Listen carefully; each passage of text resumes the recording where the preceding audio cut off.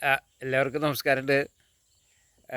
നിങ്ങളുടെ നാട്ടിലൊക്കെ ഇപ്പോൾ നേന്ത്രപ്പഴത്തിന് എന്താ വില? ഇവിടെയൊക്കെ 4 കിലോ വരെ കിട്ടും. 100 രൂപ കൊടുത്താൽ 3 കിലോ എന്തായാലും കിട്ടും. അപ്പോൾ ഇതൊക്കെ കണ്ടിട്ട് എൻ്റെ അയൽവക്കത്തെ ആൾ പറയുന്നത്, ചേട്ടൻ എന്തിനാ ഈ വാഴക്കൃഷിയൊക്കെ ചെയ്യുന്നു? തീരെ വിലയില്ലല്ലോ. ഒരു 25 ഉറുപ്പ്യല്ല 20 ഉറുപ്പ്യക്കല്ലേ കിട്ടുള്ളൂ. വാസ്തവമാണ്. പക്ഷേ കർഷകനെ സംബന്ധിച്ചിടത്തോളം ചിലപ്പോൾ വില കിട്ടും, ചിലപ്പോൾ വില കിട്ടില്ല. അത് കരുതിയിട്ട് കൃഷി ചെയ്യാതിരിക്കാൻ പറ്റുമോ? നമ്മൾ ചെയ്തുകൊണ്ടേയിരിക്കും. അങ്ങനെയാണ് ഈ കൃഷിയുടെയൊക്കെ രീതി. ഏത് കൃഷിയുടെ കാര്യം അങ്ങനെയൊക്കെ തന്നെയാണ്. വലിയ പ്രതീക്ഷയൊന്നും ഒരു കർഷകനും ഒരു കാര്യത്തിലും വയ്ക്കാറില്ല.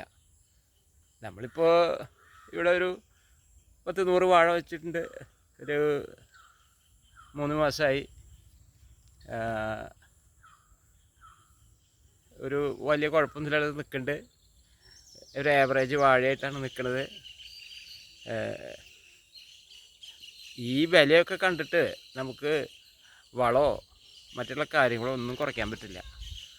കൃത്യമായിട്ടുള്ള പണികളെടുക്കണം. ദിവസേന വാഴയിൽ വരണം. വാഴയിൽ പുല്ല് വരാതെ നോക്കണം.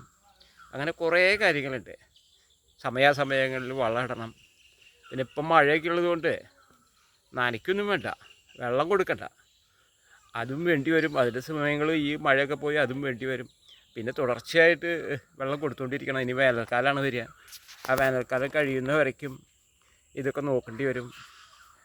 ഇങ്ങനെയൊക്കെ ആണെങ്കിലും ഇതൊക്കെയാണ് കൃഷി. ഇതിൻ്റെ പേരിൽ നമ്മുടെയും കുറേ സമയം നമുക്ക് പോയി കിട്ടും, നേരം പോക്കുണ്ട്.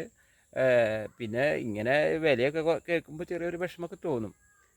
പിന്നെ ഒരു പ്രതീക്ഷയുണ്ട്, ഇതൊക്കെ കുലച്ച് കായായിട്ട് വിൽക്കണ സമയത്തേക്ക് നല്ല വില കിട്ടും എന്നൊരു പ്രതീക്ഷ.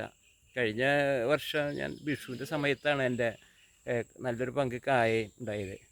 അന്ന് 90 രൂപ, 80 രൂപ, 90 രൂപ, 100 രൂപയായിരുന്നു പഴത്തിന് വില. എനിക്കൊരു 60 രൂപ വെച്ച് ആവറേജ് കിട്ടുകയും ചെയ്തു.